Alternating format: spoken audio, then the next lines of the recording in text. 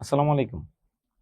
বাংলাদেশের সর্ববৃহৎ online platform বিদ্যাবাড়ির digital classroom থেকে আমি আপনাদের সাথে আছি ফুজাইল রহমানী, সিনিয়র শিক্ষক, বাংলা ভাষা ও সাহিত্য বিভাগ, বিদ্যাবাড়ি। আজকে আমরা আলোচনা করব বাংলা ব্যাকরণের খুবই গুরুত্বপূর্ণ একটি বিষয়, কারক বিভক্তি, বাক্য সংকোচন ও বাগধারণী। বাংলা ব্যাকরণ থেকে শিক্ষক নিবন্ধন পরীক্ষায় এখান থেকে কারক বিভক্তি থেকে একটি, বাক্য সংকোচন থেকে একটি, বাগধারা থেকে একটি, তিনটি প্রশ্ন এসে থাকে। কারক বিভক্তি থেকে প্রশ্ন আসে না এমন কোনো চাকরি পরীক্ষাই নাই। তাহলে প্রত্যেকটা চাকরি পরীক্ষাতেই প্রশ্ন আসে, বিসিএস, ব্যাংক, প্রাইমারি, নিবন্ধন, সকল চাকরি পরীক্ষায় এই জায়গা থেকে প্রশ্ন আসবেই। তাহলে চলুন আমরা আলোচনায় যাচ্ছি। কারক বিভক্তি। কারক শব্দের অর্থ কি? বাক্যস্থিত ক্রিয়াপদের সাথে যা ক্রিয়া সম্পাদন করে তাকে কারক বলে। যা ক্রিয়া সম্পাদন করে তাকে আমরা কি বলি? কারক বলে। একটা বাক্যে যে পদ ক্রিয়া সম্পাদন করে তাকে কারক বলে। তাহলে ক্রিয়া সম্পাদন করলে তাকে কি বলে? কারক না। যা ক্রিয়া সম্পাদন করে, কি কারক শব্দের অর্থ যা ক্রিয়া সম্পাদন করে তার নাম কারক। বাক্যস্থিত ক্রিয়াপদের সঙ্গে অন্য পদের যে সম্পর্ক, ক্রিয়াপদের সাথে অন্য পদের যে সম্বন্ধ হয় তাকে কারক বলে। মানে একটা বাক্যের মধ্যে যেটা ক্রিয়াপদ তার সাথে অন্য পদের যে সম্পর্ক থাকে তাকে কারক বলে। এই সংজ্ঞাটা যদি আমি আপনাকে একটু ভিন্ন ভাবে বুঝাই, একটা বাক্যের ক্রিয়ার সাথে অন্য সকল পদের যে সম্পর্ক থাকে এই সম্পর্ককে কারক বলে। যেমন আমি যদি একটা বাক্য লিখি, এখানে লেখা আছে রনি ফুটবল খেলছে। খেলার কাজটা কি? খেলা। কে খেলছে? রনি। হ্যাঁ, খেলার মাধ্যম ফুটবল। এখন আমি যদি এই বাক্যটাকে আরো দুইটা তিনটা শব্দ লিখি, রনি মাঠে। কোথায় খেলছে? মাঠে। মন দিয়ে ফুটবল খেলছে। যদি বলি মন দিয়ে, তাহলে এটার নাম করণ কারক। যদি বলি মাঠে, অধিকরণ কারক। এটার নাম কর্তৃকারক, এটার নাম করণ কারক। হ্যাঁ, এখন আসুন এটার নামকরণ কারক। একটা বাক্যে দুইটা কর্ম হতে পারে, দুইটা করণ হতে পারে, বা আদার্স অনেক কোনো কিছু।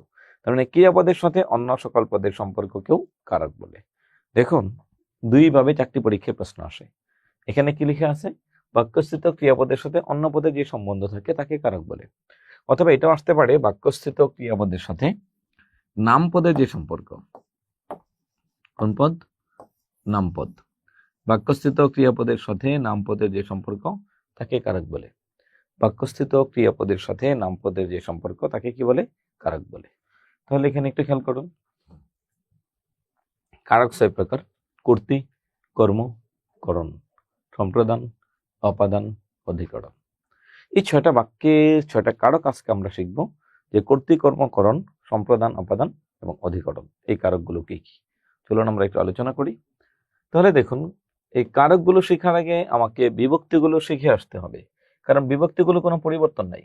বিভক্তি যেভাবে আছে এভাবেই। যদি কোনো বাক্যের মাঝে কোনো বিভক্তি না থাকে তাকে আমরা কি বলি? শূন্য বিভক্তি বা প্রথমা বিভক্তি। শূন্য অথবা প্রথমা বিভক্তি, শূন্য বিভক্তি অথবা প্রথমা বিভক্তি। তার মানে কোনো বাক্যের মধ্যে যদি কোনো বিভক্তি না থাকে তাহলে হবে সেটা শূন্য বিভক্তি অথবা প্রথমা বিভক্তি। দ্বিতীয় বিভক্তি কি? দ্বিতীয় বিভক্তি হচ্ছে কে, রে, এরে। তৃতীয় বিভক্তি দ্বারা, দিয়ে, কর্তৃক। চতুর্থ বিভক্তি কে, জন্য, নিমিত্ত। কে, জন্য, নিমিত্ত। পঞ্চমী বিভক্তি হতে, থেকে, চেয়ে। ষষ্ঠী বিভক্তি অন্তস্থ র, এর। ষষ্ঠী বিভক্তি অন্তস্থ র, এর। সপ্তমী বিভক্তি হচ্ছে এ অন্তস্ন অ তয় একার তে। এ অন্তস্ন অ তয় একার তে। সপ্তমী বিভক্তি হচ্ছে এ অন্তস্ন অ তয় একার তে। তাহলে এখানে একটা বিষয় খেয়াল করতে হবে আপনাকে, কে বিভক্তিটা দুই জায়গায় আছে, দ্বিতীয়তেও আছে, কে বিভক্তিটা চতুর্থতেও আছে। এখানে আপনি একটু কনফিউজিং হতে পারে আপনার কাছে, যে আসলে দ্বিতীয় বিভক্তি কি, কে নাকি চতুর্থ বিভক্তিটা কে। এটাতে আপনি একটু বিপাকে পড়ে যেতে পারেন। তবে এখানে প্রথমেই বলে রাখি, কে চতুর্থ বিভক্তি তখন হবে যখন সম্প্রদান কারক বোঝাবে। কি কারক? সম্প্রদান কারক। অথবা ধর্মীয় কাজ করা বোঝাবে। কি কাজ বোঝাবে? ধর্মীয় কাজ, যদি কোনো একটা শব্দ দ্বারা ধর্মীয় কাজ করা বোঝায় তবে তার নাম হচ্ছে, ওই বাক্যের কে হচ্ছে চতুর্থী বিভক্তি। যদি একটা শব্দ দ্বারা ধর্মীয় কাজ করা বোঝায়, ধর্মীয় কাজ, একটা শব্দ দ্বারা ধর্মীয় কাজ করা বোঝায় তবে তাকে কি বলে? সপ্তমী বিভক্তি বলি। আর যদি ধর্মীয় কাজ করা না বোঝাই, অন্য কোনো কিছু বোঝাই, তবে তাকে বলে হচ্ছে দ্বিতীয় বিভক্তি। ধর্মীয় কাজ করা ছাড়া বাকি দুনিয়াতে যা বোঝাবে তাই দ্বিতীয় বিভক্তি। তাহলে শিক্ষার্থী বন্ধুরা, আমরা এতক্ষণে শিখলাম কি বিভক্তি। এটার কোনো পরিবর্তন নাই, বিভক্তি যেভাবে আছে ঠিক সেভাবেই থাকবে, এর কোনো পরিবর্তন নাই। তাহলে যখন আমরা বিভক্তি নির্ণয় করব, এখান থেকে হুবহু দেখে নেব যে কোনটা কোন বিভক্তি। তাহলে চলুন আমরা এখন যাব হচ্ছে কর্তৃকারক। একটা বাক্যের মধ্যে যে কাজ করে তাকে বলে কর্তা। তাহলে কর্তাই হচ্ছে, কর্তার সাথে ক্রিয়ার সম্পর্ককে বলে কর্তৃকারক। একটা বাক্যে যে কাজ করে তাকে বলে কর্তা, আর কর্তার সাথে ক্রিয়া সম্পর্ককে বলে কর্তৃকারক। একটা বাক্যে যে কাজ করে তাকে বলে কর্তা, আর কর্তার সাথে ক্রিয়া সম্পর্ককে কর্তৃকারক বলে। তাহলে দেখুন এখানে বাক্যস্থিত যে বিশেষ্য বা সর্বনাম পদ, যে বিশেষ্য অথবা সর্বনাম পদ, খুব খেয়াল করে বুঝেন তো একটু কি লিখছে। যে বিশেষ্য বা সর্বনাম পদ ক্রিয়া সম্পন্ন করে তাকে কর্তৃকারক বলে। তাহলে একটা বাক্যে যে কাজ করে তার নামই কর্তা। কর্তা হতে পারে দুইটা ধরনের বাক্য। কোন দুইটা ধরনের বাক্য? একটার নাম হচ্ছে বিশেষ্য আর একটা হচ্ছে সর্বনাম। বিশেষ্য মানে কোনো একটা নাম। যদি আমি আরো সহজ ভাষায় বোঝাতে চাই তাহলে সেটা হবে, যেই কাজ করে একটা বাক্যে তাকে বলে কর্তা। কোন পদ আমার দেখা দরকার নেই, পরীক্ষায় এটা আসেও না যে কোন পদ ক্রিয়াপদ, কোন পদেরটা কর্তা হয়, এটা পরীক্ষায় আসে না। তাহলে একটা বাক্যে যে কাজ করে তার নাম কর্তা, আর কর্তাই হলো কর্তৃকারক। তাহলে চলুন আমরা একটু দেখি একটা বাক্যের কর্তা কয় ভাবে হতে পারে। কর্তা মূলত চার ভাবে হতে পারে। কি কি চার ভাবে হতে পারে এটা একটু দেখুন। আমরা প্রথমে যাব হচ্ছে মুখ্য কর্তা। যে নিজেই ক্রিয়া সম্পাদন করে তাকে মুখ্য কর্তা বলে। তো যে নিজে মানে একটা পক্ষ থাকবে তাকে বলে কর্তৃকারক। কোন কর্তা? মুখ্য কর্তা, একটা অংশ যদি কাজ করে। প্রযোজক কর্তা, একটা অংশ আরেকটা অংশের উপর নির্ভর করে কাজ সম্পন্ন করবে। মূল কর্তা যখন অন্যকে দিয়ে কোনো কাজ করাই, মূল কর্তা যখন অন্যকে দিয়ে কোনো কাজ করাই তবে তাকে বলে প্রযোজক কর্তা। মূল কর্তা যখন অন্যকে দিয়ে একটা কাজ করাবে, নিজে করে না অন্যকে দিয়ে করাবে। শিক্ষক ছাত্রদের বই পড়াচ্ছেন। শিক্ষক সে নিজে পড়ে না। এখন ধরেন আমি আপনাকে পড়াচ্ছি, আমি কিন্তু বাসায় গিয়ে পড়তেছি না। শিক্ষক ছাত্রকে বই পড়ায়, শিক্ষক ছাত্রকে বই পড়ায়।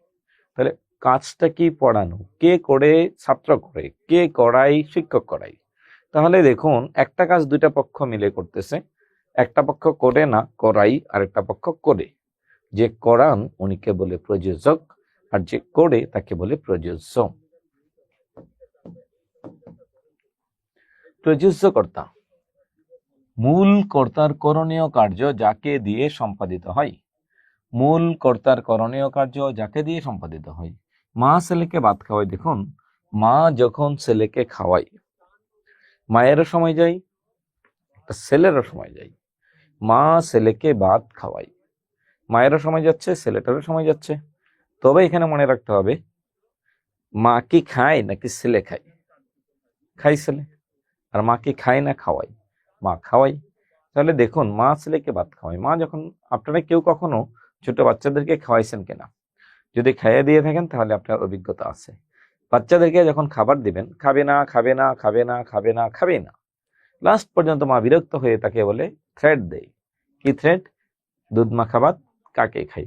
আরে বেটা খাইলে খাও, না খাইলে ওই যে দেখো কাক, যে দুধ দিয়ে মাখানো যে ভাতগুলো আছে কাকে খেয়ে যাবে। তাহলে দেখুন আমরা এখানে কি দেখতে পেলাম? দুধ মাখা ভাত কাকে খাই, কারণ মা নিজে খেয়ে ফেলছে না। ধরেন মায়েরা যদি খেয়ে ফেলতো তাহলে আজকে আমার এবং আপনার দুনিয়াতে বেঁচে থাকার কোনো অধিকার ছিল না। কারণ ছোট সময় আমরা এত ভালো ছিলাম না যে মা বললো বাবা খাও আর আমরা খেয়ে ফেললাম। হ্যাঁ, এরকম না। তাহলে মা ছেলেকে ভাত খাওয়াই, মাও কাজ করে, ছেলেও কাজ করে। মা প্রযোজক কর্তা আর ছেলে হচ্ছে প্রযোজ্য কর্তা। মা ছেলেকে ভাত খাওয়াই, খাওয়ার কাজ কে করে? ছেলে। ছেলে, তাহলে এটাকে বলে প্রযোজ্য। আর যদি মা থাকতো তাহলে প্রযোজক, মায়ের নিচে দাগ দেওয়া থাকলে প্রযোজক। তাহলে এবার যদি আমি বলি সাপুড়ে সাপ খেলাই, সাপুড়ে সে কি করে? সাপ দিয়ে খেলাই। সাপুড়ে সব খেলাই। হ্যাঁ, রাখাল গরুকে ঘাস খাওয়াই। এরকম যদি আমি আরো বাক্য নিয়ে আসি, রাখাল গরুকে ঘাস খাওয়াই, রাখাল গরুকে ঘাস খাওয়াই। তাহলে রাখাল সে নিজে খায় না, গরুকে দিয়ে খাওয়াই, গরু খাই। তাহলে এটার নাম হচ্ছে প্রযোজ্য, আর এটার নাম হচ্ছে প্রযোজক।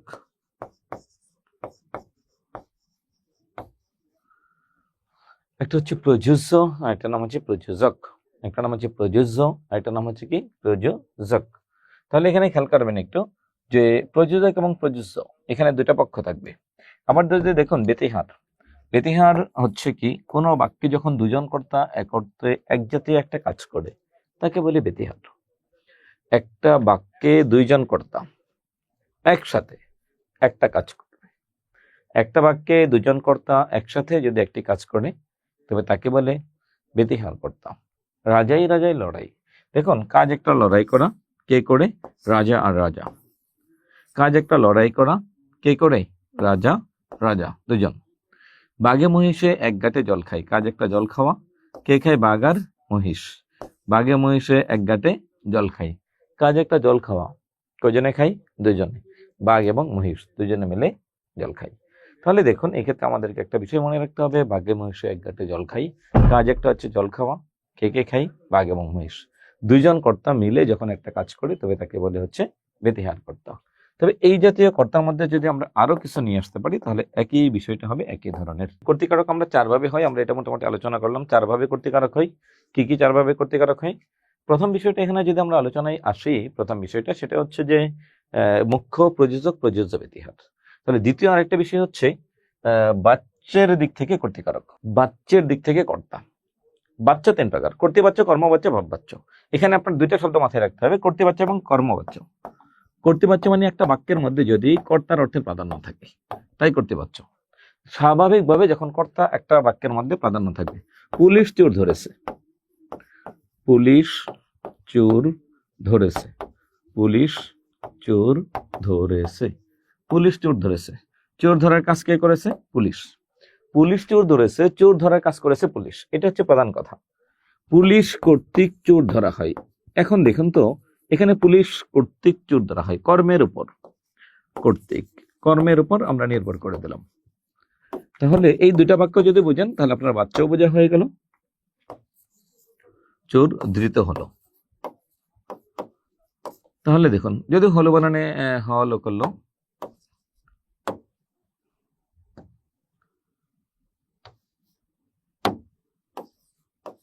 পুলিশ কর্তৃক চোর ধৃত হলো। যদি কোনো বাক্যের মধ্যে কর্তার অর্থের প্রাধান্য থাকে তাকে বলে কর্তৃবাচ্য, কর্তৃবাচ্য। আর যদি কর্মের অর্থের প্রাধান্য থাকে তবে তাকে বলে হচ্ছে কর্মবাচ্য, কর্মবাচ্য। কর্মের অর্থের প্রাধান্য থাকলে তাকে বলে কর্মবাচ্য। পুলিশ কর্তৃক চোর ধৃত হলো, যদি কোনো সাধারণ একটা বাক্যের মধ্যে দ্বারা দিয়ে কর্তৃক বসাবেন, সাধারণ কোনো একটা বাক্যের মধ্যে যদি দ্বারা দিয়ে কর্তৃক বসান তাহলে সেটাই কর্মবাচ্য হবে। আর কর্তৃবাচ্য, কর্মবাচ্যের দ্বারা দিয়ে কর্তৃক যদি কোনো শব্দ থেকে উঠিয়ে দেন, দ্বারা দিয়ে কর্তৃক যদি কোনো একটা শব্দ থেকে উঠিয়ে দেন তবে তাকে বলে হচ্ছে কি? কর্তৃবাচ্য। তবে তাকে বলে হচ্ছে কর্তৃবাচ্য। চোর ধরেছে, পুলিশ চোর ধরেছে, চোর ধরার কাজ পুলিশ করেছে, এটার নাম হচ্ছে কর্তৃবাচ্য। পুলিশ চোর ধরেছে, চোর ধরার কাজ কে করেছে? পুলিশ, এটার নাম হচ্ছে কর্তৃবাচ্য। দুই নম্বর বিষয়টা দেখুন, দুই নম্বর বিষয়টা এখানে একটু দেখবেন, পুলিশ কর্তৃক চোর ধৃত হয়েছে। তাহলে এখানে কর্তৃক আছে, দ্বারা দিয়ে কর্তৃক যদি থাকে তবে তাকে বলে হচ্ছে কি? কর্তৃক যদি থাকে তবে সেটা তৃতীয় বিভক্তি। তৃতীয় বিভক্তি যুক্ত শব্দ হচ্ছে কর্মবাচ্য, এটাকে বলে হচ্ছে কর্মবাচ্যের কর্তা, এটা হচ্ছে কর্তৃবাচ্যের কর্তা। রহিম বই পড়ে, রহিমের দ্বারা বই পড়া হয়। রহিম বই পড়ে, রহিমের দ্বারা বই পড়া হয়। আচ্ছা, বিড়াল ইঁদুর ধরেছে, বিড়াল কর্তৃক ইঁদুর ধরা হয়েছে। এটাই খেয়াল করবেন, কর্তৃবাচ্য এবং কর্মবাচ্য এই দুটো শব্দ। যদিও এখান থেকে প্রশ্ন খুব বেশি আসে না, তাহলে চলুন আমরা একটু দেখি বিগত বছরের প্রশ্নগুলো আমরা একটু অ্যানালাইসিস করি, একটু প্র্যাকটিস করি। তবে দেখুন একটা বাক্যে যে কাজ করে তার নাম কর্তা যদি হয়, কর্তা বের করার কৌশল হচ্ছে কি বা কাকে দ্বারা প্রশ্ন করে যে উত্তরটা পাই। একটা বাক্যে কি অথবা কাকে দ্বারা প্রশ্ন করে যে উত্তর পাই তাকে বলে হচ্ছে কর্তা। কি বা কাকে, যেমন সরি আমি একটা বাক্যে কে বা কারা দিয়ে প্রশ্ন করে যে উত্তর পাওয়া যায় তার নাম হচ্ছে কর্তৃকারক, কে অথবা কারা। কে অথবা কারা দিয়ে প্রশ্ন করে যে উত্তর পাওয়া যায়। একটা বাক্যের মধ্যে কে বা কারা দিয়ে প্রশ্ন করে যে উত্তর পাওয়া যায় তাকে বলে হচ্ছে কর্তৃবাচ্য, কর্তৃকারক। একটা বাক্যে কে বা কারা দিয়ে প্রশ্ন করে যে উত্তরটা পাই তাকে বলে কি কর্তৃকারক। তাহলে এখানে খেয়াল করুন, রাফি বই পড়ে, পড়া কাজ কে করে? রাফি। কে পড়ে? রাফি। জল পড়ে পাতা নড়ে, কে পড়ে? জল। কে নড়ে? পাতা। পরীক্ষা এলেই তার চোখে জল ঝরে, কে এলে? পরীক্ষা। কে এলে? পরীক্ষা। এক যে ছিল রাজা, কে ছিল? রাজা। চাঁদ বুঝে তা জানে, কে জানে? চাঁদ। কে জানে? চাঁদ। কে জানে? চাঁদ। পাগলে কি না বলে, কোন একটা কিছু বলার কাজ কে করে? পাগল। ছাগলে কি না খাই, কোন কিছু খাওয়ার কাজ কে করে? ছাগল। চোরে না শুনে ধর্মের কাহিনী, কে না শুনে? চোরে। কে বা কারা দিয়ে প্রশ্ন করবেন, কে একবচন, কারা বহুবচন। কে বা কারা দিয়ে প্রশ্ন করে যে উত্তর পাওয়া যায় তাকে বলে হচ্ছে কর্তৃকারক। একটা বাক্যকে কে বা কারা দিয়ে প্রশ্ন করে যে উত্তর পাওয়া যায় তাকে বলে কর্তৃকারক। তাহলে এখানে একটা শব্দ আপনাকে খেয়াল করতে হবে, সেই শব্দটা কি দেখুন, চোরে না শুনে ধর্মের কাহিনী। আচ্ছা, যদি আমি আপনাকে যদি বলি, আচ্ছা ভাই বলেন তো, চোর কি কখনোই ধর্মের কাহিনী শোনে না? তাহলে আপনার মনে কি আসবে? না না না না স্যার, চোর আবার ধর্মের কাহিনী শুনলে চুরি করে? না ভাই, চোর ধর্মের কাহিনী শোনে। কেমনে শোনে জানেন? চোর চুরি করার আগে সে কিন্তু ঠিকই বলে, আল্লাহ বেশি করে চুরি যেন করতে পারি, যেন ধরাটা না খাই। যে এইটা মাথায় কাজ করে না যে ভাই আমি যারটা চুরি করতেছি তার কতটা কষ্ট হবে, এই সম্পদটা সে জোড়াতে গিয়ে সে কতটা কষ্ট পড়েছে, এটা খেয়াল সে করে না। একটা গল্প বলি আপনাদেরকে, একটা হাদিসের ঘটনা আছে এরকম। একবার হযরত ওমর রাদিয়াল্লাহু তাআলা আনহুর সময় এক লোক চুরি করতে গিয়েছে। সে হঠাৎ করে ধরা খেলো। সে বললো তো যে তুমি চুরি করো কেন? বললো আমি তো চুরি করি তরিকা মতো, মানে হাদিস মতো। কেমনে? আয়াতুল কুরসি পড়েই যদি কেউ কোনো কাজে বের হয়, হযরত মুহাম্মদ সাল্লাল্লাহু আলাইহি সাল্লাম বলেছেন যে আয়াতুল কুরসি পড়ে যদি কেউ বের হয় কোনো একটা কাজে, স্বয়ং আল্লাহ তাআলা তার জিম্মাদার হয়ে যায়। হ্যাঁ, তাহলে আমি তো চুরি করি, আমাকে সরি ফেরেশতারা তাকে পাহারা দেয়। আমি যখন চুরি করি ফেরেশতারা তো আমাকে পাহারা দেয়, তার মানে আমি ভালো কাজ করি। দেখুন আমাদের ইমেজটাকে আমরা কখন কিভাবে ইউজ করি। তখন ওমর রাদিয়াল্লাহু তাআলা আনহু বললেন যে তাহলে আজকে তুমি ধরা খেলা কেন? বলে আমি আজকে ভুলেই গেছিলাম আয়াতুল কুরসি পড়ার জন্য। দেখুন, চোরে ধর্মের কাহিনী শুনে কিন্তু সে মানে না, চোরে না শুনে ধর্মের কাহিনী, হ্যাঁ চোর ধর্মের কাহিনী শুনে না কিন্তু সে কিছুটা মানে তার স্বার্থে। এখন আসুন, এখন আমরা প্রত্যেকটা বাক্যের মধ্যে বিভক্তি বসাবো। সবই কর্তৃকারক আমরা বুঝলাম, বিভক্তি মানে কি? চোর যোগ এ, অতিরিক্ত কি আছে বাক্যের মধ্যে? এ আছে। চোর যোগ এ, চোরে। ছাগলে কি না খাই, কে না খাই? ছাগলে। পাগলে কি না বলে, কে না বলে? পাগলে। চাঁদ বুঝি তা জানে, এ এ এ জতে সপ্তমী। চাঁদ বুঝি তা জানে, কে জানে? চাঁদ। বাংলা একটা গান আছে না, তোমারে লেগেছে এত যে ভালো, চাঁদ বুঝি তা জানে। এখন আসুন, কে জানে? চাঁদ। চাঁদের মধ্যে অতিরিক্ত কোনো অংশ নাই, তাহলে এটা শূন্য বিভক্তি। এক যে ছিল রাজা, কে ছিল? রাজা ছিল। পরীক্ষা এলেই তার চোখে জল ঝরে, কে এলে? পরীক্ষা। কে এলে? পরীক্ষা এলেই তার চোখে কি করে? জল ঝরে। এরপরে আসুন কর্মকারক। যার উপর নির্ভর করে কোন একটা কাজ সম্পন্ন হয় তাকে বলে কর্মকারক। যার উপর নির্ভর করে কোন একটি কাজ সম্পন্ন হয় তবে তাকে কি বলে? কর্মকারক বলে। যার উপর নির্ভর করে কোন একটি কাজ সম্পন্ন হয় তাকে বলে কর্মকারক। তাহলে এখানে দেখুন, মামুন পত্রিকা পড়ে, কর্মকারক চেনার কৌশলটা কি? ক্রিয়াকে কি অথবা কাকে দ্বারা প্রশ্ন করে যে উত্তর পান। কি অথবা কাকে দ্বারা প্রশ্ন করে যে উত্তর পান। ক্রিয়াকে কি বা কাকে দ্বারা প্রশ্ন করে যে উত্তর পাওয়া যায় তাকে বলে কর্মকারক। ক্রিয়াকে কি অথবা কাকে দ্বারা প্রশ্ন করে যে উত্তরটা পাওয়া যায় তাকে বলে হচ্ছে কর্মকারক। তাহলে এখানে একটু খেয়াল করুন, প্রশ্ন করুন, মামুন পত্রিকা পড়ে, কি পড়ে? পত্রিকা। তুমি ডাক্তার ডাকো, কাকে ডাকো? ডাক্তার ডাকো। বাদনকে রাফি গতকাল মেরেছে, প্রশ্ন করুন, উত্তর দেন। কাকে মেরেছে? বাদনকে। বাদনকে মেরেছে। তাহলে আমরা কৌশলটা আগে ধরছি। আর যদি আমি আপনাকে সংজ্ঞাটা বোঝাই, যাকে আশ্রয় করে, যাকে অবলম্বন করে ক্রিয়া সম্পাদিত হয়। যাকে আশ্রয় করে মানে যার উপর নির্ভর করে, কাজটা যার উপর আশ্রয় করে হয়, নির্ভর করে হয়, অবলম্বন করে হয়, তাকে বলে কর্মকারক। যাকে আশ্রয় করে, যাকে নির্ভর করে, যার উপর অবলম্বন করে একটা বাক্যে কাজ সমাপ্ত হয় তাকে বলে কি? কর্মকারক বলে। তাহলে দেখুন, মামুন পত্রিকা পড়ে, কি পড়ে? পত্রিকা। তুমি ডাক্তার ডাকো, কি ডাকো? ডাক্তার। কাকে ডাকো? ডাক্তার। বাঁধনকে রাফি গতকাল মেরেছে, কাকে মেরেছে? বাঁধনকে। তোমার দেখা পেলাম না, কাকে দেখা পেলাম না? তুমি। তুমি তুমি প্লাস অন্তঃস্থ এটা বিভক্তি, তোমার দেখা পেলাম না। গুণহীনে ত্যাগ করো, কাকে ত্যাগ করো? গুণহীনে। কাকে ত্যাগ করো? গুণহীনে। আলু চাই, অন্ন চাই, চাই মুক্ত বায়ু। প্রশ্ন করুন, কি চাই? আলু। কি চাই? অন্ন। কি চাই? মুক্ত বায়ু। কি চাই? আলু। কি চাই? অন্ন। কি চাই? মুক্ত বায়ু। তাহলে দেখুন, আলু চাই, অন্ন চাই, চাই মুক্ত বায়ু। আলু চাই, অন্ন চাই, চাই মুক্ত বায়ু। এখানে খেয়াল করুন, কি বা কাকে দ্বারা প্রশ্ন করে যে উত্তর পাওয়া যায়, কি বা কাকে দ্বারা প্রশ্ন করে যে উত্তরটা পাওয়া যায় তাকে বলে হচ্ছে কর্মকারক। একটা বাক্যে কি বা কাকে দ্বারা প্রশ্ন করে যে উত্তরটা পাওয়া যায় তাকে বলে কি? কর্মকারক। এই কর্মকারক, কর্মকারক মানে ক্রিয়ার ঠিক আগের পদ, কৌশল। কি বা কাকে, এটা কৌশল। ক্রিয়াপদের ঠিক আগের পদ, অধিকাংশ ক্ষেত্রে পড়ে, পড়ে পত্রিকা, ডাকো কাজ। রাফি মেরেছে বাঁধনকে, দেখা পেলাম না। গুণহীনে ত্যাগ করো, ত্যাগ করা কাজ। চাওয়া কাজ, চাওয়া কাজ, চাওয়া কাজ। তোমার পূজার চলে তোমায় ভুলে থাকি। কাকে বলে থাকি? তোমাকে। কাকে বলে থাকি? তোমাকে। তোমার পূজার চলে তোমায় ভুলে থাকি। তোমার পূজার চলে তোমায় ভুলে থাকি।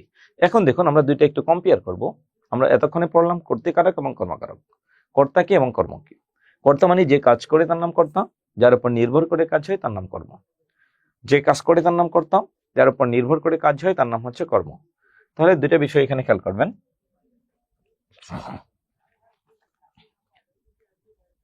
মামুন পত্রিকা পড়ে, এখানে খেয়াল করুন, আমি কালার চেঞ্জ করে দিলাম। কে পড়ে? মামুন। কে ডাকে? তুমি। কে বা কারা? কর্তা। কে অথবা কারা দিয়ে প্রশ্ন করে যে উত্তর পাওয়া যায় তাকে বলে কর্তৃকারক। তাকে বলে কর্তৃকারক বা কর্তা। কর্তৃকারক অথবা কর্তা বলে, কর্তৃকারক বা কর্তা। আচ্ছা, বাঁধনকে রাফি গতকাল মেরেছে, প্রশ্ন করুন কে মেরেছে? রাফি। তোমার দেখা পেলাম না, এখানে একটা শব্দ বসান, আমি তোমার দেখা পেলাম না। আমি তোমার দেখা পেলাম না। আমি, কে পেল না? আমি। তুমি গুণহীনে ত্যাগ করো, কে ত্যাগ করবে? তুমি। তুমি গুণহীনে ত্যাগ করো। আমি আলু চাই, আমি অন্ন চাই, আমি চাই মুক্ত বায়ু। আমি আলু চাই, আমি অন্ন চাই, আমি মুক্ত বায়ু চাই। তাহলে এখানে আমি। আমি তোমার পূজার চলে তোমায় ভুলে থাকি। কিছু কিছু বাক্যে কর্মকারক বের করা কঠিন। কেন জানেন? এই বাক্যগুলোতে কর্তা থাকে না। কর্তা না থাকলে আপনার জন্য এটা ধরতে পারা মুশকিল হয়, এটা কি আসলে কর্তা নাকি কর্ম, এটা কি কর্তৃকারক নাকি কর্মকারক, এটা বোঝাটা অনেকটা টাফ হয়। সো এক্ষেত্রে একটু খেয়াল করবেন, নিজের মতো করে সুবিধা মতো কিছু কর্তা বসিয়ে নেবেন। তাহলে আমরা দুইটা পড়েছি, কর্তৃ এবং কর্ম। যে কাজ করে তার নাম কর্তা, একটা বাক্যে যে কাজ করে তার নাম হচ্ছে কর্তা, যার উপর নির্ভর করে কাজ হয় তাকে বলে হচ্ছে কর্ম। করণ কারকে যাব পরবর্তী অংশ। তাহলে যদি একটু আমরা বিভক্তি ধরি, তুমি ডাক্তার ডাকো, ডাক্তার হচ্ছে এটা একটা কর্ম, কোনো বিভক্তি নাই, শূন্য বিভক্তি। বাঁধন, এটা হচ্ছে কর্ম, কেটা হচ্ছে বিভক্তি দ্বিতীয়া। তোমার দেখা পেলাম না, তুমি এটা হচ্ছে কর্ম, আর রটা হচ্ছে ষষ্ঠী, কর্মে ষষ্ঠী। গুণহীনে ত্যাগ করো, এ আছে এখানে অতিরিক্ত, গুণহীন যুগ এ, তাহলে এটা হচ্ছে কর্মে সপ্তমী বিভক্তি, গুণহীনে ত্যাগ করো। আমি তোমার পূজার চলে তোমায় ভুলে থাকি। আমি, আমিটা করতাম, তোমার, তুমি প্লাস অন্তস্থ র, তার মানে হচ্ছে কর্মে ষষ্ঠী বিভক্তি। তাহলে চলুন পরবর্তী অংশে। করণ শব্দের অর্থ কি? যন্ত্র, সহায়ক অথবা উপায়। করণ শব্দের অর্থ তিনটা, একটা হচ্ছে যন্ত্র, সহায়ক, উপায়। এই তিনটা হচ্ছে করণ শব্দের অর্থ। করণ শব্দের অর্থ তিনটা, একটা হচ্ছে যন্ত্র, একটা সহায়ক, একটা উপায়। করণ শব্দের অর্থ তিনটা, যন্ত্র, সহায়ক, উপায়। সহজ কথায় যদি বলি, যা দিয়ে ক্রিয়া সম্পাদন হয়, যা দিয়ে ক্রিয়া সম্পাদন হয় তাকে করণ কারক বলে। যা দিয়ে ক্রিয়া সম্পাদন হয় তার মানে কি? সেটা মাধ্যম বোঝাবে, তাহলে সেটা কি হবে? কোন একটা মাধ্যম বোঝাবে, করণ। যা দিয়ে ক্রিয়া সম্পাদন হয় তাকে করণ কারক বলে। এখন এই মাধ্যমটা হবে কি জানেন? হয়তো একটা যন্ত্র, নয়তো একটা সহায়ক বস্তু, নয়তো একটা উপায়। যা দিয়ে কোনো একটা ক্রিয়া সম্পাদিত হয় তাকে বলে করণ কারক। যা দিয়ে কোনো একটা ক্রিয়া সম্পাদিত হয় তাকে আমরা কি বলি? করণ কারক বলি। তাহলে প্রশ্ন করুন, ব্যায়ামে শরীর ভালো থাকে। শরীর ভালো থাকার মাধ্যম হচ্ছে কি? ব্যায়াম। চেষ্টায় সব হয়, কোনো কিছু হওয়ার মাধ্যম হচ্ছে চেষ্টা। সাধনায় সিদ্ধি লাভ হয়, সিদ্ধি লাভ হওয়ার মাধ্যম হচ্ছে সাধনা। লোকটি জাতিতে বৈষ্ণব, বৈষ্ণব হওয়ার মাধ্যম হচ্ছে জাতি। এই কলমে ভালো লেখা হয়, লেখা ভালো হওয়ার মাধ্যম হচ্ছে কলম। কলমে ভালো লেখা হয়, লেখা ভালো হওয়ার মাধ্যম হচ্ছে কলম। যন্ত্র, স্পর্শ করা যায়, ধরা যায়। নৌকায় নদী পার হলাম, নদী পার হওয়ার মাধ্যম হচ্ছে নৌকা। সে কি আপন রঙে মন রাঙাবে? মন রাঙানোর মাধ্যম হচ্ছে আপন রং, তাহলে রঙের মাধ্যমে মন রাঙাবে, এটার নাম হচ্ছে করণ কারক। তাহলে কোনো একটা কাজ হওয়ার মাধ্যমকে বলে করণ, কোনো একটি কাজ হওয়ার মাধ্যমকে বলে করণ কারক, কোনো একটি কাজ হওয়ার মাধ্যমকে করণ কারক বলে। তাহলে এখানে আরেকটা বিষয় হচ্ছে করণ কারক বলতে আমরা কি বুঝি? কোনো একটি কাজ হওয়ার মাধ্যম যদি করণ কারক হয়, সেই মাধ্যমটা হতে পারে একটা যন্ত্র, একটা সহায়ক বস্তু, অথবা একটা উপায়। এই তিনটার কোনো একটা হবে, যন্ত্র, সহায়ক বস্তু, অথবা কি একটা উপায় বোঝাবে। তাহলে এখানে দেখুন, আমরা এতক্ষণে করণ বের করলাম, এখন বিভক্তি বের করব। মূল শব্দটা ব্যায়াম, অতিরিক্ত কি আছে? এ। অতিরিক্ত কি আছে? এ। এটা হচ্ছে বিভক্তি। এ। চেষ্টায় সব হয়, অন্তঃস্ন অ। সাধনায় সিদ্ধি লাভ হয়, অন্তঃস্ন অ। জাতিতে, মূল শব্দটা জাতি, অতিরিক্ত কি আছে? অন্তঃস্ন অ। কলমে এ, নৌকায় অন্তঃস্ন অ, রঙে এ, সবগুলোই হচ্ছে সপ্তমী বিভক্তি। দেখুন, এক একটা কারকের মধ্যে আমরা স্লাইডে উদাহরণ নিয়েছি এক এক ধরনের বিভক্তি।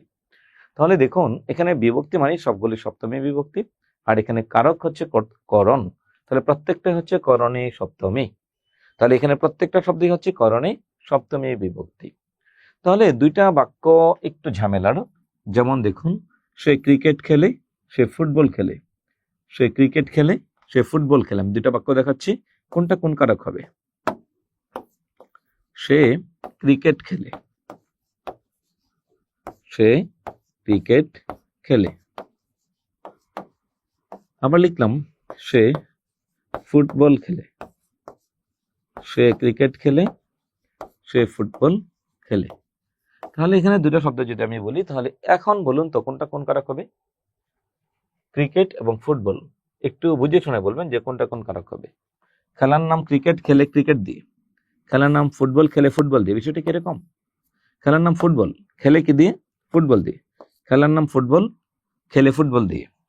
যদি খেলার নাম ও উপকরণ এক হয়, একটু লিখে দেই, যদি উপরে খেলার নাম ও উপকরণ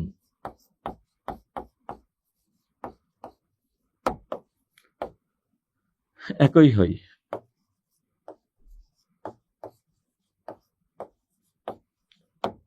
তাকে করণ কারক বলে। তাকে করণ কারক বলে। খেলার নাম আর খেলার উপকরণ এক হতে হবে। খেলার নাম ফুটবল, খেলে ফুটবল দিয়ে। খেলার নাম ফুটবল, খেলে কি দিয়ে? ফুটবল দিয়ে। খেলার নাম ফুটবল, খেলে কি দিয়ে? ফুটবল দিয়ে। ক্রিকেট, খেলার নাম ক্রিকেট, কিন্তু খেলে কি দিয়ে? ক্রিকেট দিয়ে। খেলার নাম ক্রিকেট, খেলে ক্রিকেট দিয়ে। যেমন খেলার নাম ক্রিকেট, যদি বলি সে কি ক্রিকেট দিয়ে খেলে? হুম, ক্রিকেট দিয়ে খেলা যায় না। ফুটবল খেলার নাম, খেলে ফুটবল দিয়ে। খেলার নাম বল, খেলে বল দিয়ে। খেলার নাম তাস, খেলে তাস দিয়ে।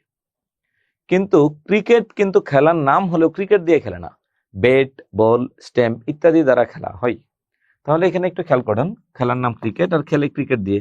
তাহলে যদি খেলার নাম আর উপকরণ ভিন্ন হয়, খেলার নাম আর উপকরণ ভিন্ন হয়, তাকে বলে কর্মকারক। খেলার নাম আর উপকরণ যদি ভিন্ন হয়, তবে তাকে কি বলে? কর্মকারক বলে। খেলার নাম আর উপকরণ ভিন্ন হলে তাকে বলে হচ্ছে করণকারক, তাহলে কর্মকারক বলে, ভিন্ন হলে কর্ম। তাহলে আশা করি বুঝতে পেরেছেন যে করণকারক মানে কোনো একটা কাজ হওয়ার মাধ্যম বোঝাবে, আর সেই মাধ্যমটা হতে পারে একটা যন্ত্র, একটা সহায়ক বস্তু, একটা উপায়। ব্যায়ামে শরীর ভালো থাকে, ব্যায়াম এটা মাধ্যম। এটা তিনটার কোনটা? এটা হচ্ছে একটা উপায়। চেষ্টায় সব হয়, কোনো কিছু হওয়ার মাধ্যম হচ্ছে চেষ্টা। সাধনায় সিদ্ধি লাভ হয়, সিদ্ধি লাভ হওয়ার মাধ্যম হচ্ছে কি? সাধনা। জাতিতে লোকটি, জাতিতে বৈষ্ণব, বৈষ্ণব হওয়ার মাধ্যম হচ্ছে জাতি। কলমে ভালো লেখা হয়, লেখা ভালো হওয়ার মাধ্যম হচ্ছে কি? কলম। নৌকায় নদী পার হলাম, নদী পার হওয়ার মাধ্যম হচ্ছে নৌকা। মাধ্যম মানে কি? এটা যন্ত্র, এটা যন্ত্র, এটা মাধ্যম, এটা মাধ্যম, এটা মাধ্যম, এটা মাধ্যম মানে উপায়। সে কি আপন রঙে মন রাঙাবে? রং তো ধরা যায় না, বোঝা যায়, তো যন্ত্র নাকি সহায়ক নাকি উপায়? এটা সহায়ক, রঙের সাহায্যে সে কি করবে? মনটা রাঙাবে। তাহলে একটা শব্দ যদি কোনো একটা মাধ্যম হিসেবে কাজ করে কোনো একটা বাক্যে, তাকে বলে করণ কারক। শেষ। এরপরে আসুন সম্প্রদান কারক। সম্প্রদান কারকের সংজ্ঞাটা একটু ভালো করে দেখতে হবে। সম্প্রদান কারক বলতে আমরা কি বুঝি এটা আসবেন প্রথমেই। নিঃস্বার্থবোধক বাক্য নাকি নিঃশর্তবোধক বাক্য? নিঃশর্তবোধক বাক্য নাকি নিঃস্বার্থবোধক বাক্য? নিঃশর্তবোধক নাকি নিঃস্বার্থবোধক, কোনটাকে আমরা বুঝি? নিঃশর্ত নাকি নিঃস্বার্থ, কোনটা? সচরাচর আপনার কাছে মনে হতে পারে নিঃস্বার্থবোধক, না, আমরা এটা সঠিক না। আমরা হচ্ছে কি নিঃশর্তবোধক বাক্য, এটা ভুল। প্রত্যেকটা বাক্যের মধ্যেই, প্রত্যেকটা কাজের মধ্যে আমাদের স্বার্থ থাকে, কিন্তু কোনো শর্ত থাকে না। স্বার্থ অবশ্যই থাকবে, কিন্তু কোনো শর্ত থাকবে না। স্বার্থ অবশ্যই থাকবে, কোনো শর্ত থাকবে না, এটা একটু মনে রাখবেন। স্বার্থ থাকবে কিন্তু কোনো শর্ত থাকবে না। তাহলে দেখুন, নিঃশর্তবোধক বাক্য হবে, তার নাম হচ্ছে করণ কারক। যেমন এখানে যদি বলি ভিক্ষুককে ভিক্ষা দান করো, এই বাক্যটা দিয়ে আপনাকে বুঝতে হবে ভিক্ষুককে ভিক্ষা দান করো। এখানে কি কোনো স্বার্থ আছে? না, কোনো স্বার্থ নাই। একটু ভাবেন তো, ভিক্ষুককে ভিক্ষা দান করো, অবশ্যই স্বার্থ আছে। কি স্বার্থ আছে ভাই বলেন তো? আমার শর্তটা কি? আমি তারে 10টা টাকা দিলাম, সব পাবো আমি, এটা হচ্ছে আমার শর্ত। কিন্তু কোনো শর্ত নাই যে ভাই আজকে 10 টাকা দিয়েছি, হ্যাঁ, কালকে কিন্তু আমাকে 11 টাকা দিতে হবে, হ্যাঁ, প্রফিট এই সেই, এরকম কোনো ধরনের কোনো শর্ত নাই। আপনি দেখবেন মসজিদ বা মন্দিরে লেখা থাকে মুক্ত হস্তে দান করেন। কেন? যেই দান একবার করেছেন সেটা আর ফেরত নিতে পারবেন না। মুক্ত হস্তে দান করুন, যেটা একবার দান করেছেন সেটা দ্বিতীয়বার আর কখনো ফেরত নিতে পারবেন না। এটা হচ্ছে আসল বিষয়।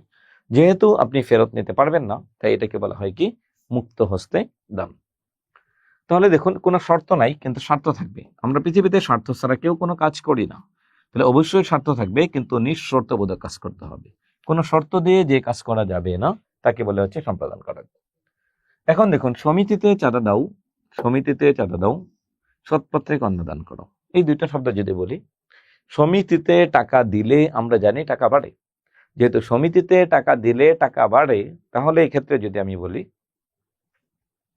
সমিতিতে টাকা দিলে টাকা বাড়ে, তাহলে এটা কেমন সম্প্রদান? তাহলে দুনিয়ার লাভ হয়ে গেল। হ্যাঁ, তাহলে এটা সম্প্রদান কারক? জি, এটা এই সমিতি না যে সমিতিতে টাকা দিলে আপনার টাকা বাড়বে। আশা, ব্র্যাক, গ্রামীণ ব্যাংক, আইবিবিএল, SIBL, হ্যাঁ, সোনালী ব্যাংক, রূপালী ব্যাংক, এরকম না। যে আপনি এই পাল্লায় এখনো পড়েন নাই, ধরেন আজকে থেকে চাকরি হলো, 1 বছর পর সমাজে বিত্তবান হিসাবে আপনি একজন চাকরিজীবী হিসাবে আপনার কাছে অনেকে আসবে, এসে বলবে যে ভাই আমাকে 100টা টাকা দাও। কেন? এটা সেটা সেটা বিভিন্ন উদ্দেশ্যকে সামনে রেখে আপনার কাছে টাকা চাইবে। চাঁদা, মসজিদে দাও, মন্দিরে দাও, এটা দাও, সেটা দাও, সেটা দাও, হ্যাঁ। তো আপনার কাছে ফোন দিবে যে আমাকে চাঁদা দাও, কিসের চাঁদা? ওয়াজ মাহফিল, টাকা দাও। হ্যাঁ, এটা আপনারা এখনো এই পাল্লাই পড়েন নাই। আমরা যারা চাকরি করি আমাদেরকে কিন্তু ধরে এই ওয়াজ মাহফিলে টাকা দিতে হবে কেন? হুজুর আসছে, তোমরা চাকরি করো, সমাজের ছেলে পেলে, হ্যাঁ, সমাজে অবদান রাখতে হবে না? দিতে হবে, দিতে হবে, কোনো কথা নাই। 1,000, 2,000, 3,000, 5,000, আপনার সামর্থ্য আছে 2,000, ধরে বলবে 5,000। হ্যাঁ, আবার ধরবে যদি 2জন চাকরি করেন হাজবেন্ড ওয়াইফ, তাহলে তো খবর আছে, আমাদের তো বিপদ।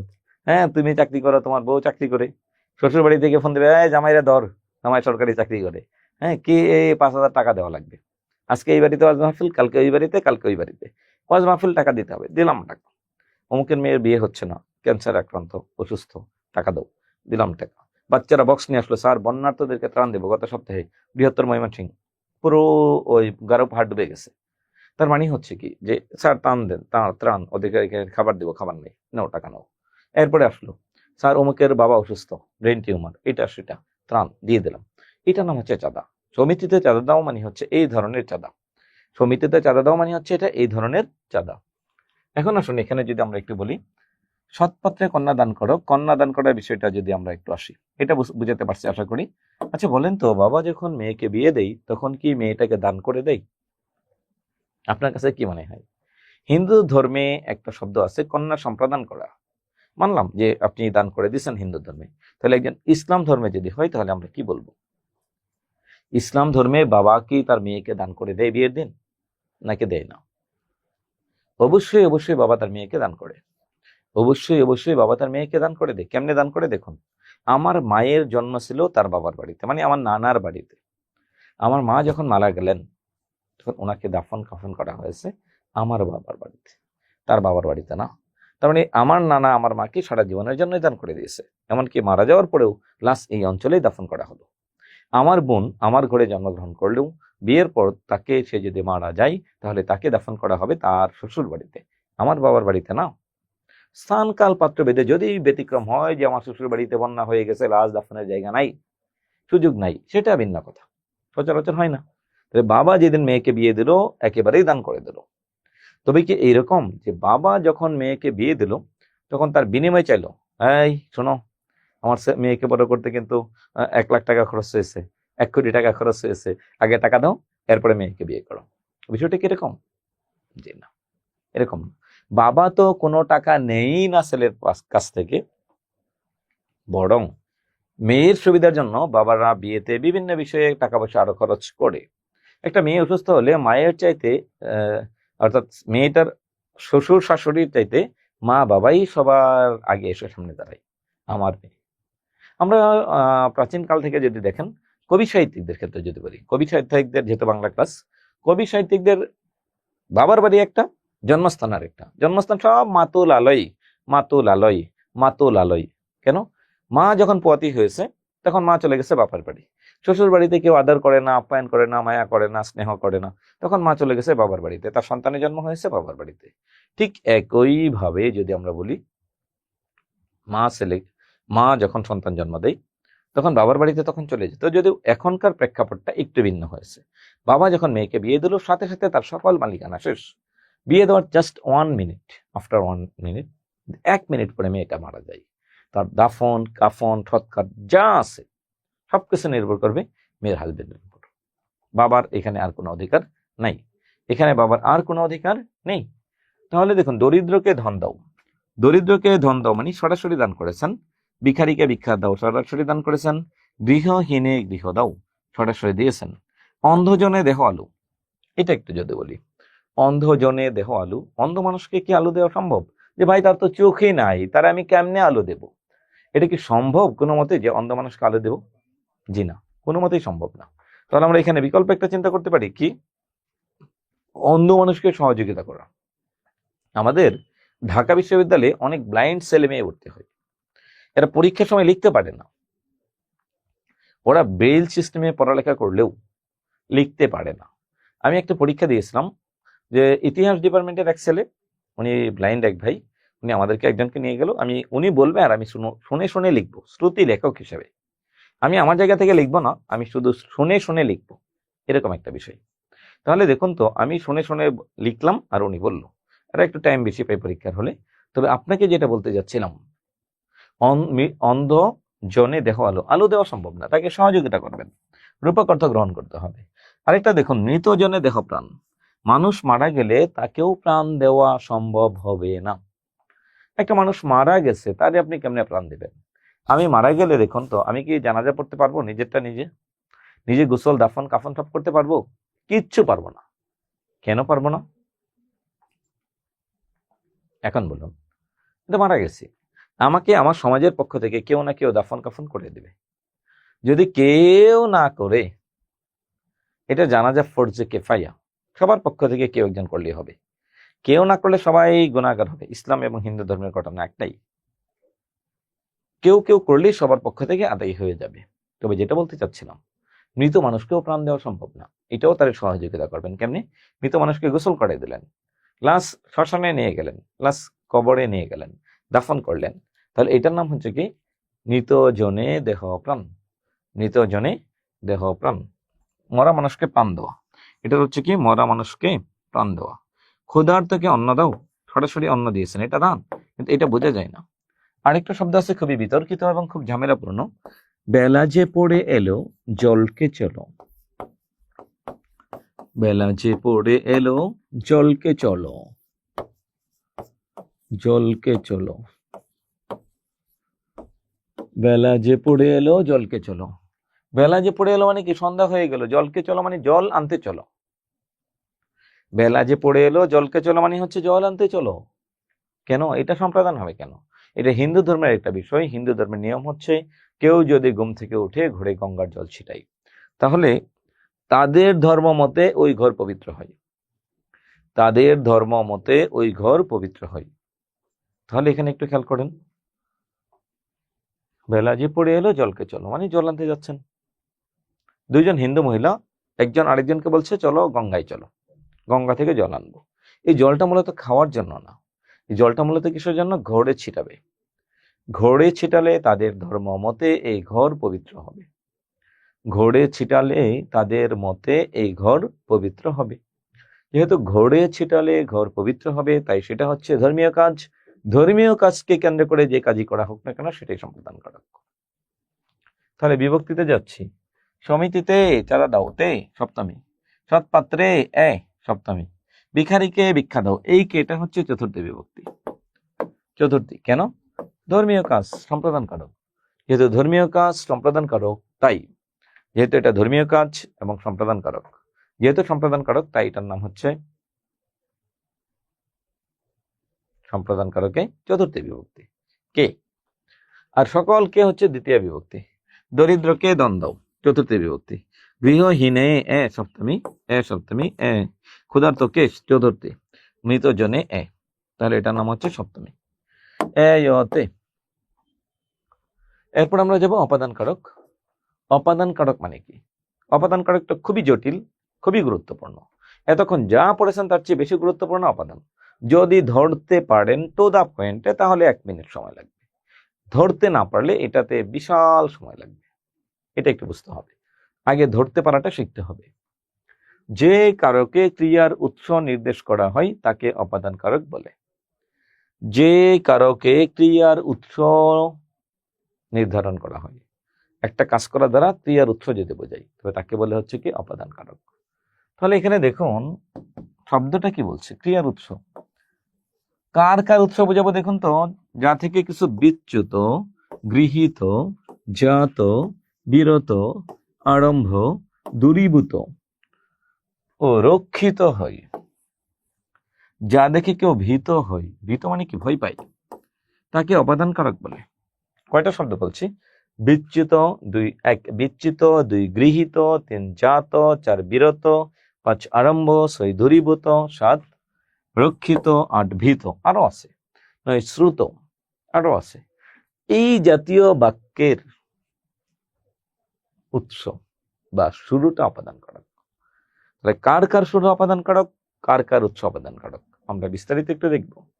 কোন কোন শব্দের শুরুটা অপাদান কারক হবে আর কোন কোন শব্দের শুরুটা অধিকরণ কারক হবে। চলুন আমরা একটু দেখি কোনটার শুরু এবং কোনটার শুরু না। বিচ্যুত, বিচ্যুত মানে কি? পড়ে যাওয়া, পড়ে যাওয়া। গাছ থেকে পাতা পড়ে, পাতা পড়ার উৎস কি? গাছ। মেঘ থেকে বৃষ্টি পড়ে, বৃষ্টি পড়ার উৎস কি? মেঘ। মেঘ থেকে বৃষ্টি পড়ে, বৃষ্টি পড়ার উৎস মেঘ। গাছ থেকে পাতা পড়ে, পাতা পড়ার উৎস গাছ। মেঘ থেকে বৃষ্টি পড়ে, বৃষ্টি পড়ার উৎস হচ্ছে মেঘ। তাহলে উৎস যদি বোঝায়, বিচ্যুত মানে পড়ে যাওয়া, কোনো একটা বিষয় উপর থেকে পড়ে যাওয়া যদি বোঝায় তবে তাকে বলে হচ্ছে অপাদান কারক। শক্তি থেকে মুক্তা মিলে, মুক্তা মিলার উৎসটা হচ্ছে শক্তি। শক্তি মানে ঝিনুক, ঝিনুক থেকে মুক্তা পাওয়া যায়। শক্তি থেকে মুক্তা মিলে, মুক্তা পাওয়ার উৎস কি? শক্তি। মুক্তা পাওয়ার উৎস কি? শক্তি। মুক্তা পাওয়ার উৎস হচ্ছে শক্তি। তাহলে আসুন, দুধ থেকে দই হয়, দই হওয়ার উৎসটা হচ্ছে দুধ। দই হওয়ার উৎসটা কি? দুধ। দুধ থেকে দই হয়, দুধ থেকে দই হয়, দই হওয়ার উৎসটা হচ্ছে দুধ। শক্তি থেকে মুক্তা মিলে, মুক্তা পাওয়ার উৎসটা হচ্ছে শক্তি। দুইটা শব্দ, মানে গৃহীত মানে উৎপন্ন হয়, মানে পাওয়া যায়। তো জাত মানে হচ্ছে এমনি এমনি পাওয়া যায়, আর এটা এমনি এমনি পাওয়া যায় কিনা দেখুন। দুধ থেকে দই হয়, সিস্টেমে বের করতে হয়। শক্তি থেকে মুক্তা মিলে, সিস্টেমে বের করতে হয়। জাত, জমি থেকে ফসল পাই। ধরেন আপনি একটা জমি কিনছেন, এখান থেকে ফসল পাবেন। খেজুরের রসে গুড় হয়, গুড় হওয়ার উৎস কি? খেজুরের রস। ফসল পাওয়ার উৎস কি? জমি। টাকায় টাকা হয়, টাকা হওয়ার উৎসটা হচ্ছে টাকা। টাকা হওয়ার উৎসটা কি? টাকা। টাকায় টাকা হয়, জমি থেকে ফসল পাই, খেজুরের রসে গুড় হয়, এটাকে বলে জাত। এখন আপনার প্রশ্ন হতে পারে, স্যার জাত কি? দেখুন, এটা কিন্তু আমরা 9 10 পড়া, 9 10 পড়ে আসার কথা, কিন্তু কোনো কারণে ধরেন পড়ি নাই, মনে নাই, পড়েছিলাম ভুলে গেছি, যাই হোক, এখন আমরা এটা সমাধান করব। আমি একটা জমি কিনলাম, পরের বছর গিয়ে যদি বলে এই জমি ফসল দাও, আপনার কি মনে হয় জমি কি ফসল দিবে? যে না। একটা 1000 টাকা নোট টেবিলে রেখে দিলাম, 6 মাস পরে এসে যদি বলে এই টাকাই না টাকা হয়, টাকা দাও, তাহলে 1000 টাকা নোট কি আর বাচ্চা বের করে দিবে? জীবনেও না। এটাকে ইনভেস্ট করতে হবে, এরপরে ওই 1000 থেকে আস্তে আস্তে করে বাড়বে। খেজুরের রস গাছ থেকে নামিয়ে ঘরে রেখে দিলাম, তাহলে কি গুড় হবে? জি না। এটা থেকে জাল দিতে হবে, তাপ দিতে হবে, এরপরে আস্তে আস্তে এটা গুড় হবে। তাহলে দেখুন এই শব্দগুলো, এই প্রসেসগুলো একটু মাথায় রাখতে হবে। মানে জাতের মাধ্যমে হলে তাকে বলে অপাদান কারক। পাপে বিরত হও, অন্যায়ে বিরত হও। বিরত হওয়ার হচ্ছে কি পাপ বা অন্যায়। দূরীভূত, দেশ থেকে পঙ্গপাল চলে গেছে। পঙ্গপাল চলে যাওয়ার উৎস কি? দেশ। দেশ থেকে পঙ্গপাল চলে গেছে। পঙ্গপাল চলে যাওয়ার উৎসটা হচ্ছে দেশ। দেশ থেকে পঙ্গপাল চলে গেছে, দূর হয়েছে, দূরীভূত হয়েছে, পঙ্গপাল চলে গেছে। বিপদে মোড়ে রক্ষা করো, রক্ষা করার উৎসটা হচ্ছে বিপদ। বিপদে মোড়ে রক্ষা করো, এ নহে মোর প্রার্থনা। রক্ষা করার উৎসটা কি? বিপদ। রক্ষা করার উৎসটা হচ্ছে বিপদ। বিপদ থেকে রক্ষা করো, এটা হচ্ছে রক্ষা করার উৎস। তাহলে দেখুন রক্ষা করার উৎসটাকে বলে হচ্ছে বিপদ। বিপদ থেকে বাঁচাও, তাহলে বাঁচানোর উৎস বিপদ, তাই এটাকে বলে অপাদান কারক, এটাকে বলে রক্ষিত। যদি বলি না দেশ থেকে করোনা চলে গেছে, দেশ থেকে দুর্নীতি চলে গেছে, দেশ থেকে 30 বছর বয়স চলে গেছে, হ্যাঁ, এই টাইপের যত শব্দই বলি না কেন সবই অপাদান কারক। এরপরে যেমন হচ্ছে আরম্ভ, সোমবার থেকে পরীক্ষা শুরু, ভালো কথা। কিন্তু আমি যদি বলি সোমবারে আমি ঢাকায় থাকি, সোমবারে আমি ঢাকায় থাকি, ঢাকায় থাকি, সোমবারে আমি ঢাকায় থাকি। দেখুন দুইটাই সোমবার, কিন্তু একটা সোমবার অপাদান, একটা অধিকরণ। কেন, কিভাবে, এটা একটু বলতে হবে। সোমবার থেকে পরীক্ষা শুরু, পরীক্ষা শুরু হওয়ার উৎস হচ্ছে সোমবার। এইটাই যদি আমি একটু ঘুরিয়ে বলি,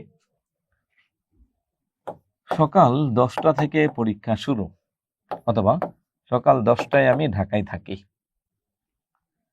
খুব খেয়াল করে দেখুন তো, সেম দুটা শব্দ, এখানে অনেকগুলো ঝামেলা আছে। যদি সময় বা স্থান বোঝায় তাহলে অধিকরণ কারক। সোমবারে আমি ঢাকায় থাকি, সোমবার একটা সময়, তাহলে এটা অধিকরণ। আর এটা পরীক্ষা শুরু হওয়ার উৎস বা শুরু। আরম্ভ, আরম্ভ বুঝালে অপাদান। 10টা থেকে পরীক্ষা আরম্ভ, অপাদান। 10টা থেকে পরীক্ষা শুরু, অপাদান। 10টায় আমি ঘুমাই, 10টায় আমি ঘুরি, 10টায় আমি পড়ি, এটা হচ্ছে সময়, সেটা অধিকরণ কারক। যদি সময় বোঝায় তাহলে অধিকরণ কারক, আর কখন অধিকরণ হবে আর কখন অধিকরণ হবে না, এটা একটু বুঝতে হবে যে অধিকরণ কারকটা কখন হবে আর কখন হবে না। তাহলে এখানে একটু খেয়াল করুন, উৎস বা শুরু বোঝালে অপাদান কারক, আরম্ভ বোঝালে অপাদান কারক, আর সময় বা স্থান বোঝালে অধিকরণ কারক। ভীত, বাঘকে ভয় পায় নাকি? ভয় পাওয়ার উৎস কি? বাঘ। ভয় পাওয়ার উৎস কি? বাঘ। কে ভয় পাই? বাঘকে ভয় পাই। এখন বাপকে বাদ দিয়ে দিলাম, বাবাকে ভয় পাই। ভয় পাওয়ার উৎস কি? বাবা, অপাদান। ভয় বাবা না, সাপ, রাসেল ভাই, হ্যাঁ রাসেল ভাই পার। সাপকে ভয় পায় নাকি? ভয় পাওয়ার উৎস কি? সাপ। সাপ নাই, ভূতকে আবার কিসের ভয়? ভূত। ভয় পাওয়ার উৎস কি? ভূত। একটা শব্দে, একটা বাক্যে ভয় শব্দটা থাকলে ওই বাক্যের উৎসটাকে বলে অপাদান কারক। ওই বাক্যের উৎসটাকে কি বলে? অপাদান কারক বলে। ভয় পাওয়ার উৎস যদি বোঝাই তবে তাকে আমরা কি বলি? অপাদান কারক বলি। কোনো একটা শব্দ দ্বারা যদি কোনো একটা বাক্যে ভয় পাওয়ার উৎস বা শুরু যদি বোঝাই, সেই উৎস বা শুরুটা হচ্ছে কি? অপাদান কারক। স্থান থেকে, গাড়ি স্টেশন ছাড়ে, অথবা যদি বলি গাড়ি স্টেশনে পৌঁছে। এইবার দেখুন তো এই দুইটা বাক্য কোনটা কোন কার? গাড়ি স্টেশন ছাড়ে, একটা হচ্ছে গাড়ি স্টেশন পৌঁছে। স্টেশন ছাড়ার উৎস হচ্ছে গাড়ি, ছাড়ার উৎসটা হচ্ছে গাড়ি, আর পৌঁছাটা, পৌঁছা এবং ছাড়া এবং পৌঁছা, এটা একটা দেখুন। সাপোজ ধরেন এটা একটা গাড়ি, ছাড়ে কি আর পৌঁছে কি? এটা একটা গাড়ি, হ্যাঁ, ছাড়াটা কি আর পৌঁছাটা কি? গাড়ি স্টেশন ছাড়ে মানে ভিতর থেকে বাহিরে গেল। শুরু, এটা হচ্ছে শুরু মানে অপাদান, শুরু বা উৎস, এটার নাম হচ্ছে অপাদান। যদি বলি গাড়ি স্টেশনে পৌঁছে, গাড়িটা বাইরে ছিল। সাপোজ এটা একটা গাড়ি, এটা বাইরে ছিল, বাইরে থেকে ভিতরে গিয়েছে, এটা হচ্ছে কি? শুরু বাইরে, আর পৌঁছে মানে ভিতরে, এটা অধিকরণ। এখন এই টাইপের আরো বহুত বাক্য আছে। স্কুল পালানো ভালো নয়, স্কুল পালানো মানে কি? স্কুলের ভিতর থেকে বাইরে যাওয়া, এটিকে বলে স্কুল পালানো। স্কুল পালালেই রবীন্দ্রনাথ হওয়া যায় না, রবীন্দ্রনাথ হওয়া যায় না। স্কুল পালানো মানে কি? রবীন্দ্রনাথের নামে এত বড় ব্লেম কেন? হ্যাঁ, আমরা সাহিত্যের ক্লাসে এটা বিস্তারিত আলোচনা করব যে রবীন্দ্রনাথ বাবুর নামে এত বড় ব্লেম কেন যে স্কুল পালালেই রবীন্দ্রনাথ হওয়া যায় না। তার মানে এটা অনেক স্কুল পালিয়েছিল। কখন, কিভাবে, কোথায়? সেই ওরিয়েন্টাল স্কুল থেকে নর্মাল স্কুল থেকে লন্ডন ল কলেজ পর্যন্ত পালিয়েছে। কখন, কোথায়, কিভাবে আমরা সাহিত্যের ক্লাসে বিস্তারিত আলোচনা করব।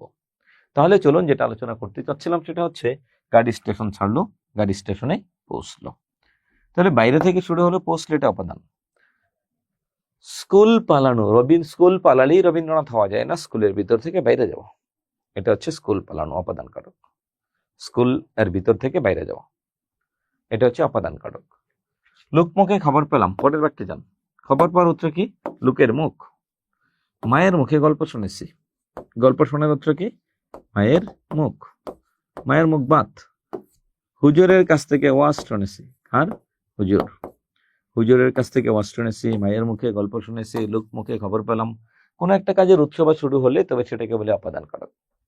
কোনো একটা কাজের উৎসব শুরু বুঝাইলে তাকে কি বলে? অপাদান কারক বলে।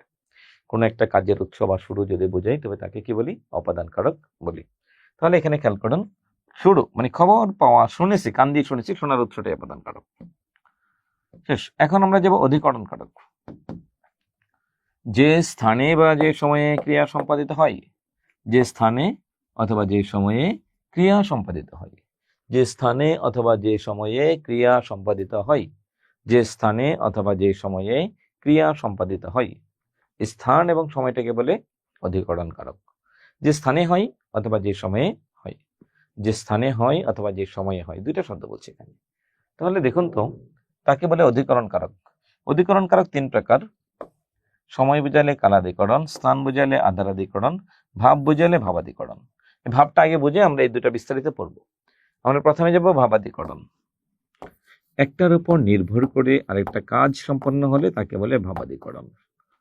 কান্নায় সুখ মন্দীভূত হয়, কান্নায় সুখ মন্দীভূত হয়, কান্নায় সুখ মন্দীভূত হয়। সুখ মন্দীভূত হওয়াটা নির্ভর করে কান্নার উপর। অথবা যদি বলি সূর্যোদয়ে অন্ধকার দূরীভূত হয়, সূর্যোদয়ে, সূর্যের উদয়ে অন্ধকার দূরীভূত হয়, অন্ধকার দূরীভূত হয়। দেখুন তো ভাব বুঝাচ্ছে কিনা। যেহেতু ভাব বুঝাচ্ছে তাই এটাকে বলে হচ্ছে কি? ভাবাধিকরণ। এটা হচ্ছে একটা ভাব বুঝাচ্ছে, তাহলে এটার নাম হচ্ছে কি? ভাবাধিকরণ। এই দুটো উদাহরণের বাইরে খুব একটা আসে না। তাহলে আমরা পড়বো কালাধিকরণ এবং আধারাধিকরণ। কাল অধিকরণ, ক্রিয়া সম্পাদনের কালকে বা সময়কে বলে কালাধিকরণ। কালকে অথবা সময়কে, ক্রিয়া সম্পাদনের কালকে অথবা সময়কে বলে কালাধিকরণ। ক্রিয়া সম্পাদনের কালকে অথবা সময়কে, কালা সময় একটাই, সময় বুঝালে অধিকরণ। কোন অধিকরণ? কালাধিকরণ। কাল সকালে এসো, কখন? সকাল। বসন্তে ফুল ফুটে, কখন? বসন্তে, বসন্তে ফুল ফুটে। শৈশবে ঘোরাফেরা করতাম, কখন? শৈশবে, একটা সময় দেখুন, শৈশবে ঘোরাফেরা করতাম। এইবার আমি বলি না যৌবনে প্রতাপ থাকে, কখন? যৌবনে প্রতাপ থাকে। অথবা যৌবন বাদ দিলাম, আমি যদি এবার বলি বার্ধক্যে শিথিলতা আসে, কখন?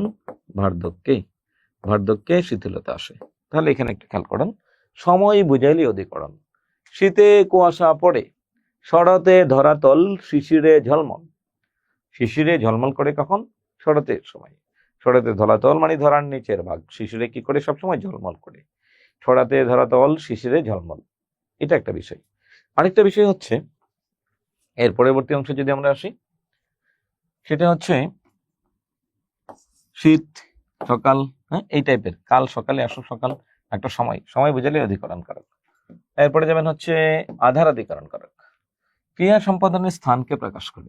আধারাধিকরণ মানে স্থান বোঝাবে, জায়গা বোঝাবে। পুকুরে মাছ আছে, একটা পুকুর জায়গা, তুমি এই পথে যাও, পথ একটা জায়গা। নীল আকাশের নিচে আমি রাস্তা চলেছি একা, নীল আকাশের নিচে আমি রাস্তা চলেছি একা। তাহলে এই বাক্যের মধ্যে যদি বলি আমরা তাহলে রাস্তা চলেছে একটা, রাস্তা একটা জায়গা, তাহলে এটা অধিকরণ কারক। তাহলে এখানে খেয়াল করুন অধিকরণ কারকটা কি। এখানে একটা বিষয় খেয়াল করবেন, অধিকরণ কারক তিন প্রকার: ঐকদেশিক অধিকরণ কারক, অভিব্যাপক অধিকরণ কারক, বৈষয়িক অধিকরণ কারক। ঐকদেশিক, অভিব্যাপক, বৈষয়িক। ঐকদেশিক, অভিব্যাপক, বৈষয়িক। কোন একটা শব্দ দ্বারা যদি বিশাল জায়গার কোন একটা জায়গাকে যদি বোঝাই তবে তাকে বলে ঐকদেশিক। পুরো অংশকে যদি বোঝাই তবে তাকে বলে হচ্ছে অভিব্যাপক। কোন একটা বিষয়কে যদি বোঝাই বৈষয়িক। তিনটা টার্ম মনে রাখার চেষ্টা করবেন। আমি এই রুমে আছি, বলুন তো আমি কি রুমের পুরো অংশ জুড়ে আছি? কত লম্বা এদিকে, এদিকে কত লম্বা? সামনে 10 হাত। তার মানে কি এরকম যে আমার নাক ওই দেয়ালে আর যে চুল এই দেয়ালে, ডান হাত এই দেয়ালে, বাম হাত এই দেয়ালে, বিষয়টা কি এরকম? জি না। আমি রুমের একটা জায়গায় আছি। আপনাকে যদি বলি, আপনি যিনি আমার রেকর্ড দেখছেন, আপনাকে যদি বলি আপনি কি পুরো রুম জুড়ে আছেন? জি না। এটাকে বলে ঐকদেশিক। আর আপনার রুমে আলো আছে, আমার এই রুমের এই মাথা থেকে শুরু করে পুরো অংশ জুড়ে আলো আছে, তাহলে এটাকে বলে অভিব্যাপক। পুরো অংশ জুড়ে যদি থাকে তবে তাকে বলি অভিব্যাপক। একটা দুইটা জায়গায় যদি থাকে তাকে বলি ঐকদেশিক। নির্দিষ্ট জায়গায় থাকলে তাকে বলে ঐকদেশিক, আর পুরো অংশ জুড়ে যদি হয় তবে তাকে বলে অভিব্যাপক। পুরো অংশ জুড়ে থাকলে তাকে বলে অভিব্যাপক, নির্দিষ্ট জায়গায় থাকলে তাকে বলি আমরা ঐকদেশিক। তাহলে এবার একটু দেখুন, আকাশে মেঘ আছে। আকাশ কি পুরো অংশ জুড়ে মেঘ থাকে? জি না, থাকে না, তাই এটাকে বলে ঐকদেশিক। পুকুরে মাছ আছে, পুকুরে পানি আছে। পানি পুরো অংশ জুড়ে থাকে, পুকুরে পুরো অংশ জুড়ে থাকে, তাই এটাকে বলে অভিব্যাপক। আর মাছ একটা দুইটা অংশ আছে, তাই এটাকে বলে ঐকদেশিক। আকাশ, পুকুর, পুকুরের পুরো অংশ জুড়ে না, পুকুরের নির্দিষ্ট অংশ জুড়ে, তাই এটাকে বলে ঐকদেশিক। আর এটাকে বলে অভিব্যাপক। তিলে তেল আছে, তেলটা তিলের পুরো অংশ জুড়ে আছে। ঘরে আলু আছে, আলুটা ঘরের পুরো অংশ জুড়ে আছে, তাই এটাকে বলে অভিব্যাপক। অভিব্যাপক। বৈষয়িক মানে কোনো বিষয়ভিত্তিক বিশেষ বিষয়ে পারদর্শী বোঝাতে। কোনো স্পেশাল বিষয়ে যদি পারদর্শিতা বোঝাই, কোনো বিষয়ে যদি অতিরিক্ত ভালো বোঝাই কোনো বিষয়টাকে, তবে তাকে বলে বৈষয়িক অধিকরণ কারক। যে কোনো বিষয় হতে পারে, এটা যে কোনো বিষয়ই হতে পারে। যেমন যদি আমি এখন বলি সে অঙ্কে ভালো, বাংলায় ভালো, বাংলার চেয়ে ইংরেজি ভালো, পড়ালেখার চেয়ে রাজনীতিতে ভালো, যে কোনো সাবজেক্টকে যদি প্রাধান্য দেয় তবে তাকে বলি হচ্ছে কি আধারাধিকরণের বৈষয়িক অধিকরণ কারক। এরপর আমরা যেতে যাই বাক্য সংকোচন। এই ছিল আমাদের কারক। বাক্য সংকোচন, একাধিক পদ বা বাক্যকে, দেখুন সংজ্ঞা বাক্য সংকোচন মানে কি? একাধিক পদ বা বাক্যকে একটি শব্দে প্রকাশ করা হলে তাকে বাক্য সংকোচন বলে। বাক্য সংকোচনের ফলে ভাষা সুন্দর, সংক্ষিপ্ত, স্নিগ্ধ, শ্রুতি মধুর হয়। এটি পরিভাষা গঠনেও সাহায্য করে। আর কারণে ভাষায় বাক্য সংকোচনের গুরুত্ব অপরিসীম। বাক্য সংকোচন কি করে? শ্রুতি মধুর করে। কেমন কেমন শ্রুতি মধুর করে? স্নিগ্ধ করে, সংক্ষিপ্ত করে। কিরকম সংক্ষিপ্ত করে একটু দেখুন। আমি বললাম অক্ষির অভিমুখে দেখলাম, এটা প্রত্যক্ষ, আমি প্রত্যক্ষদর্শী। অক্ষির অগোচরে মানে চোখের সামনে প্রত্যক্ষ, চোখের পিছনে অগোচরে, এটা নাম পরোক্ষ। অক্ষিতে কাম যে নারীর কামাক্ষী, অক্ষি পত্রের পাতা বা লুম, তাকে বলে হচ্ছে অক্ষিপক্ষ। 25 বছর উৎসবগুলো কি কি? 25 বছর পূর্ণ হওয়ার উৎসব, 50 বছর পূর্ণ হওয়ার উৎসব, 60 বছর পূর্ণ হওয়ার উৎসব, 100 বছর পূর্ণ হওয়ার উৎসব। রজত, সুবর্ণ, হীরক 150 বছর, 150 বছরে হচ্ছে সার্ধ শত। বিভিন্ন রকম ইচ্ছা, ইচ্ছা থাকলে লাস্টে আকার হবে, ইচ্ছুক থাকলে লাস্টে উকার হবে। যদি বলি অনুকরণ করার ইচ্ছা, অনুচিকিৎসা, একটা শব্দ দিয়ে বোঝাচ্ছি। আর যদি বলতাম অনুকরণ করার ইচ্ছুক, তাহলে হয়তো কি অনুচিকিৎসু, অনুচিকিৎসু, অনুচিকিৎসু। তাহলে এখানে খেয়াল করুন, এখানে একটা বিষয় আপনাকে বুঝতে হবে, সেটা কি হচ্ছে অনুচিকিৎসা আর অনুচিকিৎসু। তাহলে দেখুন, অনুকরণ করার ইচ্ছা, অনুচিকিৎসা, অনুকরণ চিকিৎসু। তাহলে ইচ্ছা আর ইচ্ছুক কোনটা আছে এটা একটু বুঝবেন। তাহলে দেখুন, অনুসন্ধিচ্ছা, অনুসন্ধান করার ইচ্ছা, অপকার করার ইচ্ছা, অপচিকিৎসা, জয় করার ইচ্ছা, জিজ্ঞাসা। অপকার, এরপরে জানবার ইচ্ছা, জিজ্ঞাসা, বলে না একটু জিজ্ঞাসা করলাম, মানে আমার জানবার ইচ্ছে এটা। আমি বললাম রহিমের কাছে আমি জানবার ইচ্ছা করলাম, এটা সুন্দর লাগে নাকি রহিমের কাছে আমি জিজ্ঞাসা করলাম এটা সুন্দর লাগে? একটু আগে বলেছিলাম, মনে আছে কিনা? শ্রুতি মধুর হয়। বাক্য সংকোচনের কাজ কি? শ্রুতি মধুর করা। বাক্য সংকোচনের কাজ হলো শ্রুতি মধুর করা। বিভিন্ন রকম ডাক, অশ্বের ডাক রেশা, কোকিলের ডাক কুহু, কুকুরের ডাক বক্কন, বাঘের ডাক গর্জন, ময়ূরের ডাক কেকা, এটা মুখস্থ করবেন।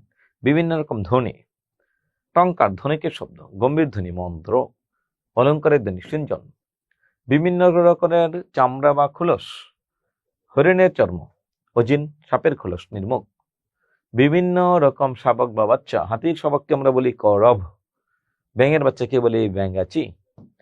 এটা হচ্ছে দেখুন একান্তই নিজস্ব ভাবে আপনাকে মুখস্থ করতে হবে।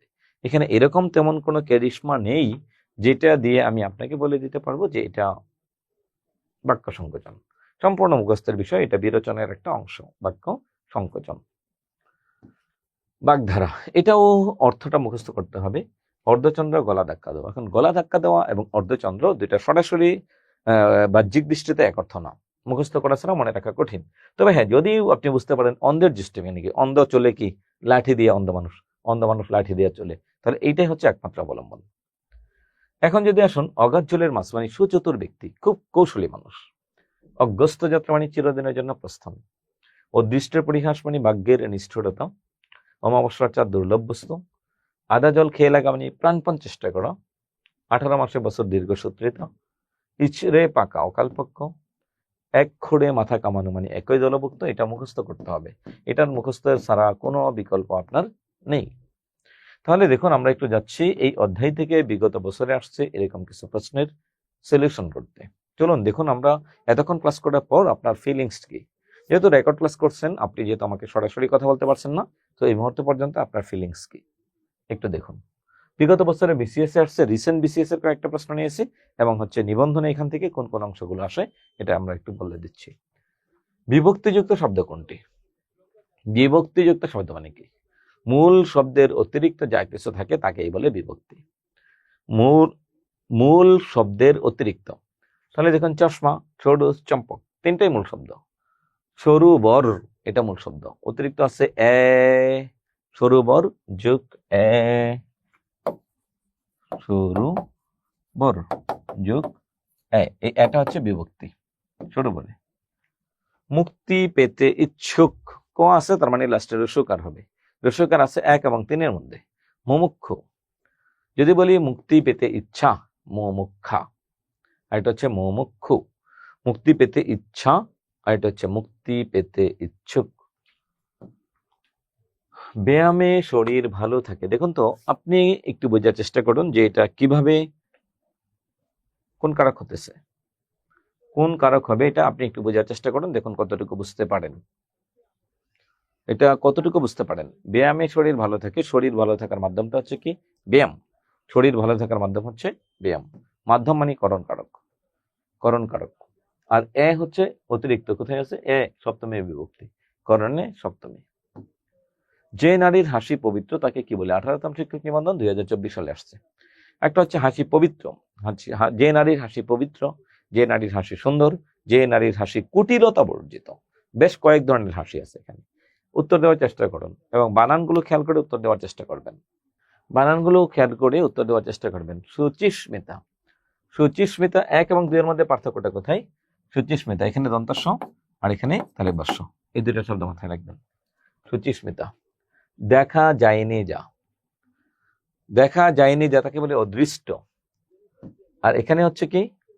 অদৃষ্ট পূর্ব। একটা হচ্ছে অদৃষ্ট, একটা অদৃষ্ট পূর্ব, দুটার মধ্যে ডিফারেন্সটা কোথায়? দেখা যায়নি যা, একটা হচ্ছে অদৃষ্ট আর একটা হচ্ছে অদৃষ্ট পূর্ব। তাহলে আমরা এই দুইটাকে কি করে বুঝবো? একটা অদৃষ্ট, একটা নাম হচ্ছে অদৃষ্ট পূর্ব। যা পূর্বে দেখা যায়নি, একটা যা দেখা যায়নি। একটা পূর্বে দেখা যায়নি, একটা যা দেখা যায়নি। একটা পূর্বে দেখা যায়নি আর একটা যা দেখা যায়নি।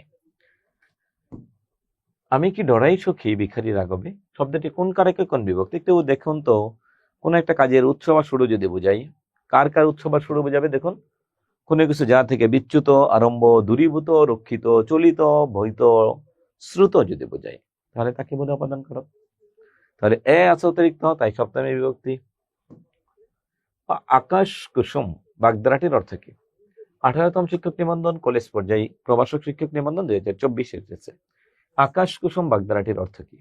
আকাশ কুসুম অপ্রত্যাশিত। আকাশ কুসুম এই বাগধারাটির অর্থ কি? এটা হচ্ছে অপ্রত্যাশিত বস্তু। আকাশ কুসুম না, অসম্ভব কল্পনা করা, যে আমি পড়ালেখা করেছি, এসএসসি পাস, বিসিএস ক্যাডার হবে, এই স্বপ্ন দেখি, এটা নাম হচ্ছে আকাশ কুসুম। আমি মাস্টার্স পাস করেছি, আমি যদি মনে করি না আমি বিসিএস ক্যাডার হবে, এটা অসম্ভব কিছু না, হতেই পারে। এসএসসি পাস করে যদি মনে করি যে না আমি বিসিএস পরীক্ষা দিয়ে দেবো, তাহলে এটা আকাশ কুসুম স্বপ্ন, অসম্ভব কল্পনা। বাবা বাড়ি নেই বাক্যটিতে বাড়ি কোন কারক? যদি স্থান বোঝায় আর উৎস বোঝায়, স্থান যদি বোঝায় তাহলে তার নাম অধিকরণ কারক, আর কোন একটা কাজের উৎস বা শুরু বোঝাইলে তার নাম হচ্ছে অপাদান কারক। উৎস বা শুরু বোঝাইলে তার নাম অপাদান কারক, আর যদি স্থান বোঝায় তবে তাকে বলে অধিকরণ কারক। অন্যদিকে মন নেই যার, আমরা তাকে এক কথায় কি বলি? অন্যদিকে মন নাই যার, তাকে আমরা বলি অনন্য মনা। অনন্য মনা, অনন্য মনা। অন্য উপায় নেই যার, তাকে আমরা কি বলি? অনন্য পায়। অন্য কোনো উপায় নেই, মানে অনন্য পায় হয়ে আমি এই কাজ করেছি। অন্যদিকে মন নাই মানে একদিকে মন, তাকে বলে হচ্ছে অনন্য মনা।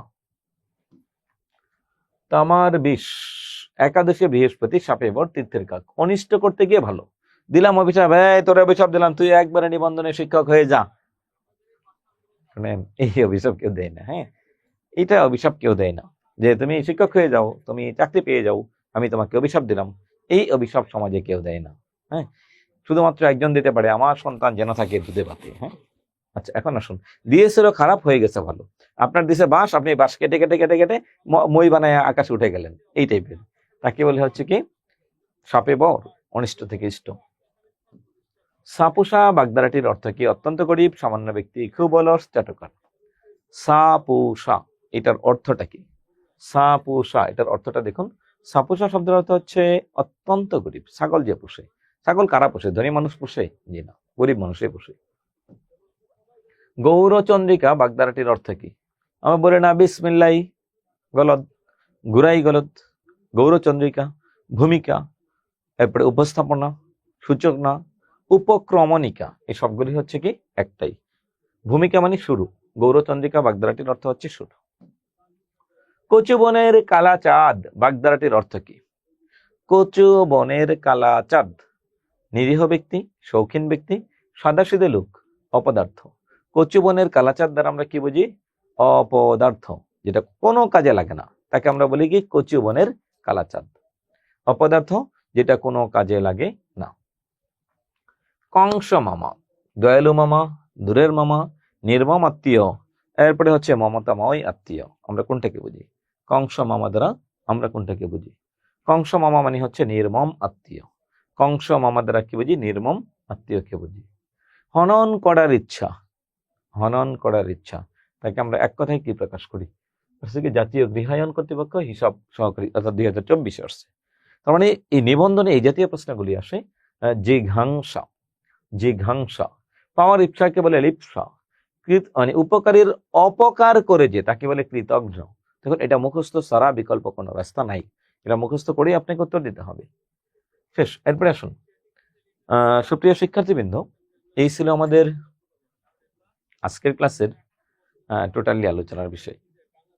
তাহলে দেখুন, নিবন্ধন পরীক্ষার জন্য খুবই গুরুত্বপূর্ণ এই অংশটি ছিল, যে অংশটা হলো কারক বিভক্তি, বাক্য সংকোচন এবং বাগধারা। তবে আপনাকে যদি একটু বলে রাখি, সংক্ষেপে 2 মিনিটে কারকটাকে আমরা 2 মিনিটে রিভিশন দিব।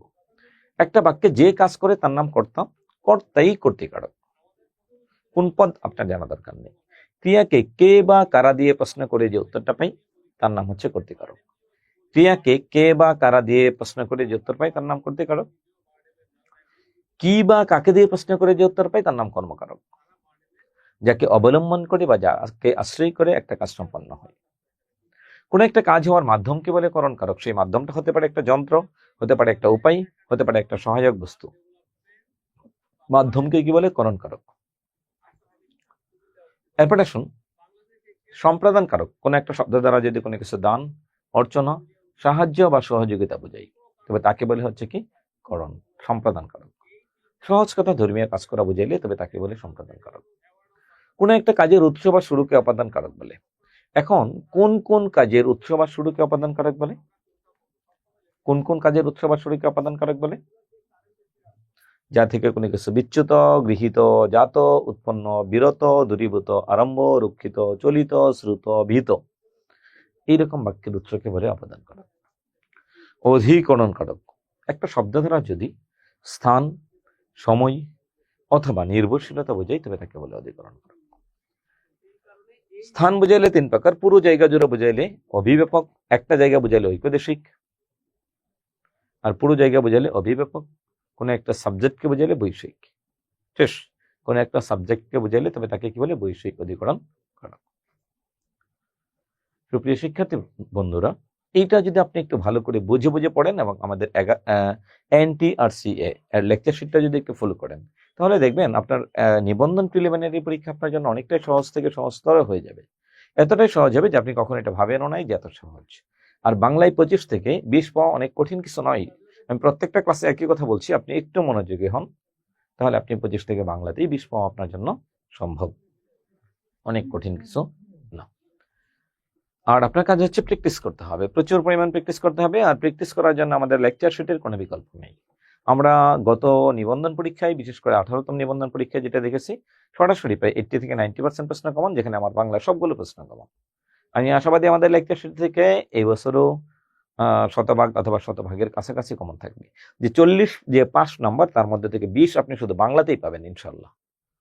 প্রিয় শিক্ষার্থী বন্ধুরা, আমাদের সাথে যোগাযোগ করতে চাইলে আমাদের স্ক্রিনে দেওয়া হটলাইন নাম্বারগুলোতে হোয়াটসঅ্যাপ করতে পারেন। 018960608000 থেকে শুরু করে 815 পর্যন্ত। আমাদের ওয়েবসাইট ঘুরে আসতে পারেন www.বিদ্যাবাড়ি.com অথবা fb.com বিদ্যাবাড়ি অথবা youtube.com বিদ্যাবাড়ি। সবাইকে ধন্যবাদ। আমাদের আজকের ক্লাস এখানে শেষ করছি। পরবর্তী ক্লাসে আবার দেখা হবে। আজকের মতো বিদায় নিচ্ছি। আল্লাহ হাফিজ। আসসালামু আলাইকুম।